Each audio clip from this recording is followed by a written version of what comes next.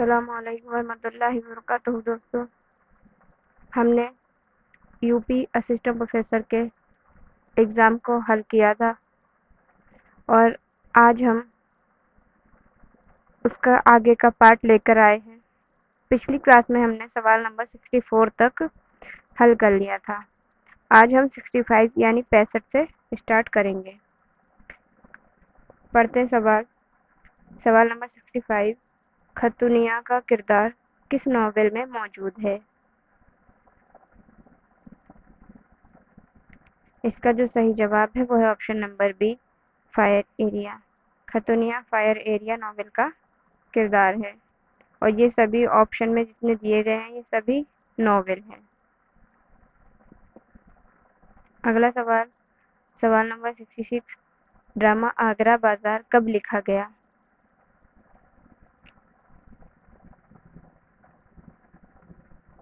اس سوال کا جو صحیح جواب ہے وہ ہے آپشن نمبر بی، 1954۔ اگلا سوال، کرتلین حیدر کے پہلے ناول کا نام بتائیں۔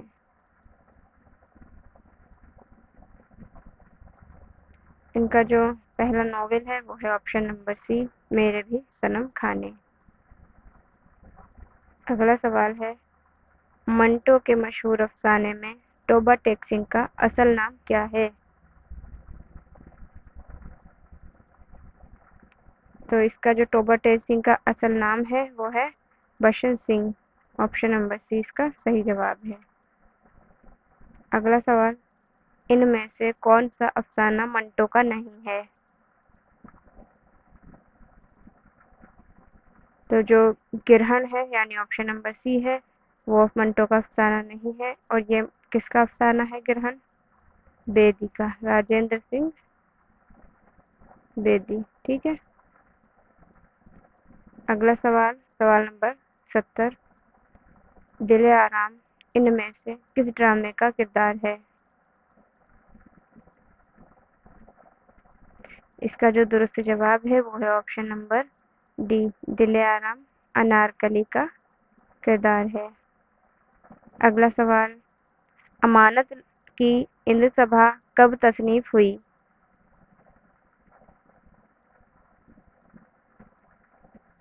دیکھیے اس کا جو صحیح جواب ہے وہ ہے 1852، جو کہ آپشن میں نہیں دیا گیا ہے، اور جو آنسر کی میں آپ کو سوال کا صحیح جواب مانا گیا ہے ابھی وہ ہے 1853، یعنی آپشن نمبر ڈی کو صحیح مانا گیا ہے ابھی آنسر کی میں، لیکن جو صحیح جواب ہونا چاہیے تھا وہ 1854 ہونا چاہیے تھا۔ ایک منٹ، یہ جواب ان کا ہونا چاہیے تھا۔ اگلا سوال نمبر 72۔ ناول میں علی پور کا ایلی کی ضخامت کو دیکھتے ہوئے کس طنز نگار نے اس کو اردو کا گرنتھ کہا ہے؟ سب سے پہلے تو آپ یہ یاد رکھیے گا علی پور کا ایلی ناول ہے، تو یہ جو کہا تھا وہ کس نے کہا تھا؟ ابن انشین۔ آپشن نمبر بی اس کا درست جواب ہے۔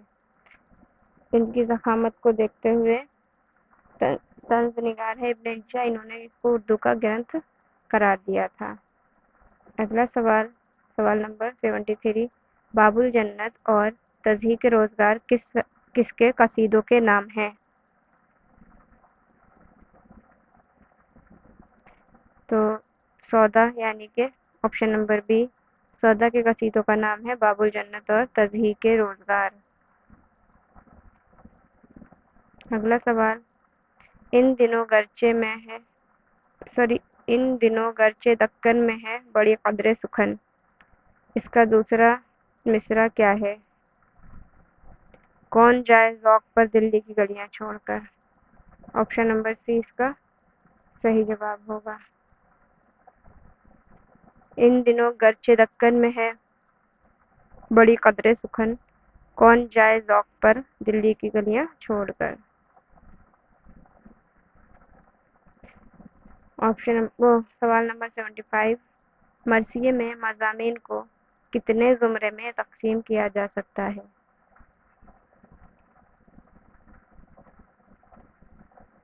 तो मसीहे में मज़ामिन को 5 ज़ुमरों में तक़सीम किया जा सकता है। ऑप्शन बी इसका सही जवाब है।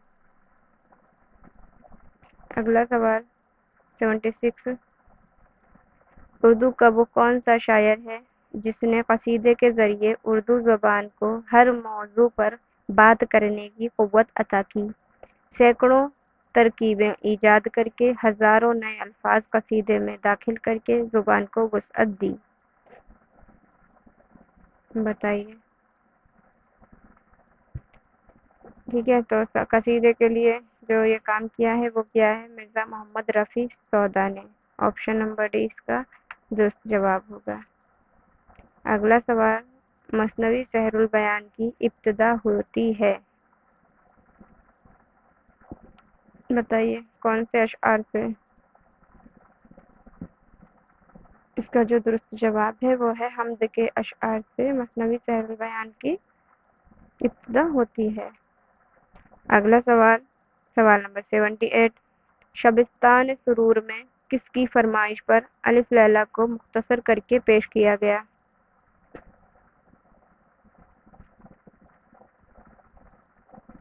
इसका जो सही जवाब होगा वो होगा option number A, Munshi Shiv Narayan की फरमाइश पर शबिस्तान सुरूर में अलिफ लैला को मुख्तसर करके पेश किया गया है। अगला सवाल 79। किस शायर ने मीर की मसनवी चोला इश्क को उर्दू नस्र में मुंतकिल किया?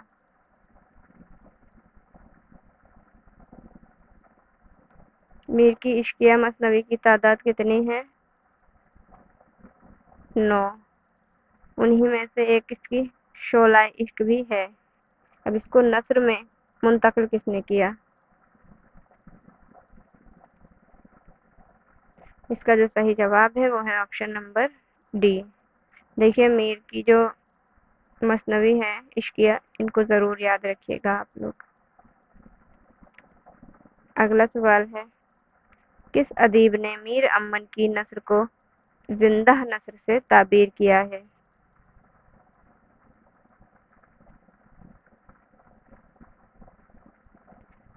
इसका जो सही जवाब है वो है ऑप्शन नंबर बी, इबादत बरेलवी ने मीर अमन की नस्र को जिंदा नस्र से ताबीर किया है।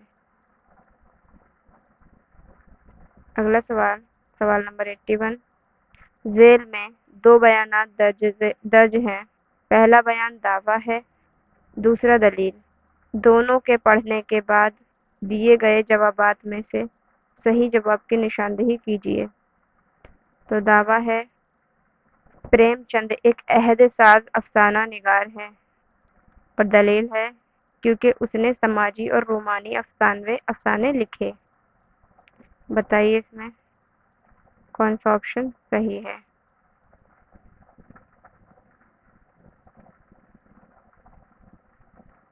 तो इसका जो सही जवाब है वो है ऑप्शन नंबर ए,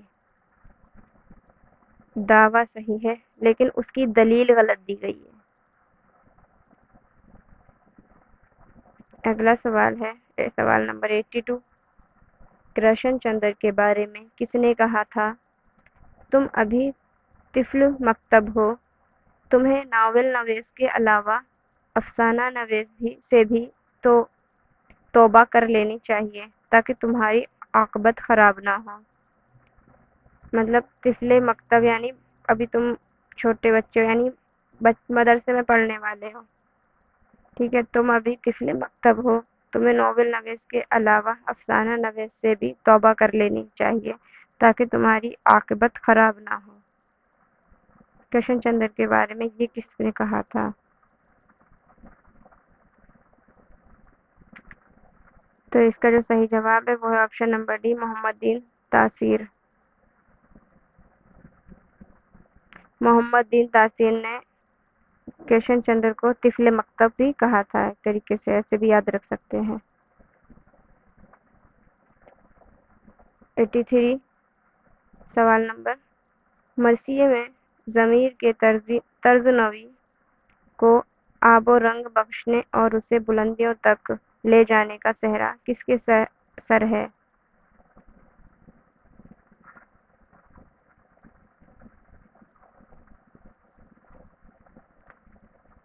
ان کا جو صحیح جواب ہے وہ ہے آپشن نمبر بی، مرزا دبیر۔ انہوں نے ضمیر کے طرز پر اپنے مرثیے لکھے ہیں۔ مثنوی گلزار نسیم کو پہلی بار مرتب کر کے کس نے شائع کیا؟ اس کا جو صحیح جواب ہے وہ ہے آپشن نمبر اے، چک بست نے مثنوی گلزار نسیم کو پہلی بار مرتب کر کے شائع کیا۔ اگلا سوال نمبر 85، زبس یہ ملک ہے بیڑ پہ بستہ، کہیں اونچا کہیں نیچا ہے رستہ، مذکورہ بالا شعر میں میر حسن نے کس شہر کے بارے میں لکھا ہے؟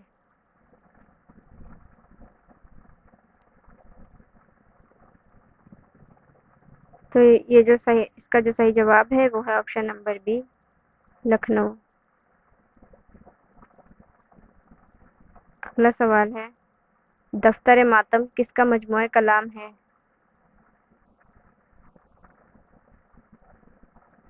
یہ ایک نیا سوال دیکھنے کو ملا ہے، دفتر ماتم، جو کہ مرزا دبیر کے کلام کا مجموعہ ہے۔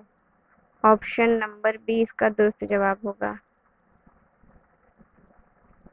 دیکھیے میں جو بھی آپ کو آنسر بتا رہی ہوں یہ آپ کو آفیشیل آنسر کی میں یہی جواب دیے گئے ہیں، اس کے آدھار پر میں آپ کو اس کے صحیح جوابات بتا رہی ہوں، ٹھیک ہے۔ عبدالحلیم شرر کی کون سی تصنیف تہذیبی تاریخی کا درجہ رکھتی ہے؟ آپشن نمبر اے، فردوس بری، گزشتہ لکھنؤ، فتح اندلس، یا ان میں سے کوئی نہیں، بتائیے۔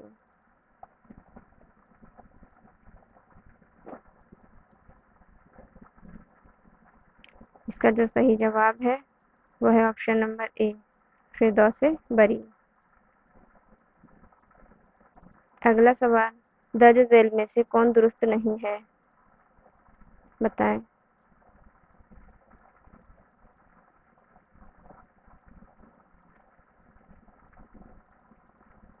اس کا جو صحیح جواب ہے وہ ہے آپشن نمبر ڈی، یہ جو جملہ ہے یہ صحیح نہیں ہے۔ اگلا سوال ہے، درج ذیل سے کس ناول یا داستان کی شروعات ہوتی ہے؟ ہم کو بھی کیا کیا مزے کی داستانیں یاد تھیں لیکن اب تمہید ذکر درد ماتم ہو گئی۔ بتائیے اس سے کس داستان یا ناول کی شروعات ہوتی ہے؟ تو سب سے پہلے داستان جو ہے وہ ہے امراؤ جان ادا، یہ داستان نہیں بلکہ ایک ناول ہے، ٹھیک ہے۔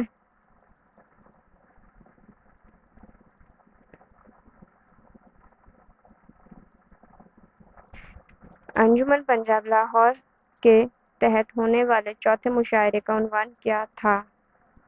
انجمن پنجاب لاہور میں جتنے بھی مشاعرے ہوئے تھے سب کے عنوان یاد رکھیے گا ضرور، تو اس سے آپ کو آسانی ہو جائے گی سوال حل کرنے میں۔ اور جو اس کا جواب ہے وہ ہے آپشن نمبر سی، حب وطن۔ حب وطن چوتھے مشاعرے کا عنوان تھا۔ اگلا سوال، فراق نے اپنی رباعیات کے مجموعے روپ کا انتساب کس کے نام کیا؟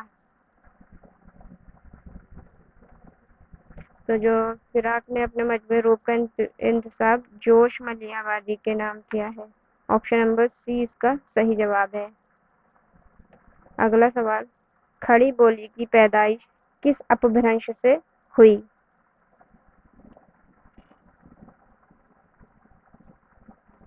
تو اس کا جو صحیح جواب ہوگا وہ ہے آپشن نمبر ڈی۔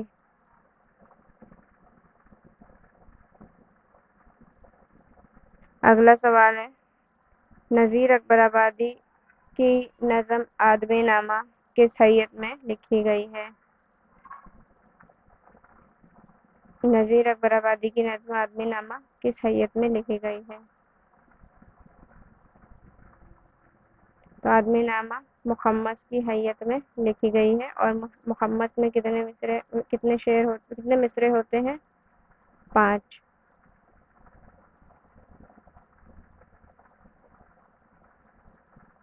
صبح آیا جانب مشرق نظر، ایک نگار آتشی رخ پر کھلا۔ اس شعر میں علم بیان کا کون سا وصف موجود ہے؟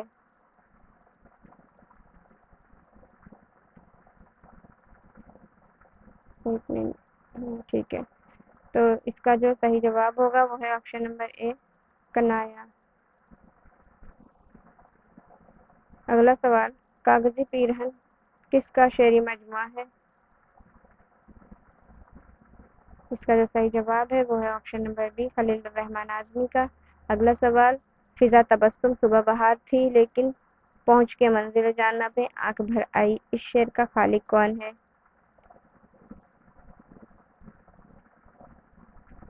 وہ ہے فراق گورکھپوری، آپشن نمبر بی اس کا درست جواب ہو جائے گا۔ اگلا سوال، سوال نمبر 97، احمد ہمیش کا تعلق کس ادبی رجحان سے تھا؟ اس کا جو صحیح جواب ہے وہ ہے آپشن نمبر اے، جدیدیت سے ان کا تعلق تھا۔ اگلا سوال، حلقہ ارباب ذوق کا ابتدائی نام کیا تھا؟ اس کا جو صحیح جواب ہے وہ ہے آپشن نمبر سی، بزم داستان گویا۔ اگلا سوال، مخدوم کے پہلے مجموعہ سرخ سویرا کا سن اشاعت کیا ہے؟ تو پہلے جو مجموعہ سرخ سویرا اس کا جو سن اشاعت ہے وہ 1944۔ اگلا سوال اور آخری سوال ہے جو آج کی کلاس کا، وہ ہے حال ہی کی شہر آفاق تصنیف مد و جزر اسلام کس سن میں تصنیف کی گئی؟ یہاں پہ جو صحیح جواب ہے وہ ہے آپشن نمبر آپشن نمبر سی، 1879۔ تو یہ تھے آج کی آپ کی کلاس، اور اس میں آپ کے اسسٹنٹ پروفیسر، ٹھیک ہے، U P H E S C کا پیپر ابھی آج کمپلیٹ ہوگا، اور آپ اس کے دونوں کلاسز دیکھ لیجئے گا، آر پی ایس سی کے یا پھر U P T G T کے یا پھر بی پی ایس سی 4.0، آپ کسی کے بھی کینڈیڈیٹ ہے، اگر کوئی کمپٹیشن ایگزام آپ دے رہے ہیں جو کہ اردو کا ہے تو آپ کو یہ کلاس ضرور دیکھنی چاہیے، کیونکہ الگ الگ جو راجیوں کے ایگزام ہوتے ہیں ان میں کبھی کبھی کچھ سوالات سیم دیکھنے کو مل جاتے ہیں، اور ایک ایک نمبر کمپٹیشن میں بہت معنی رکھتا ہے، اس لحاظ سے آپ کو ضرور دیکھنا چاہیے جو بھی امتحان آس پاس صوبے میں ہوئے ہیں۔ ملتے ہیں اگلی کلاس میں، تب تک کے لیے خدا حافظ۔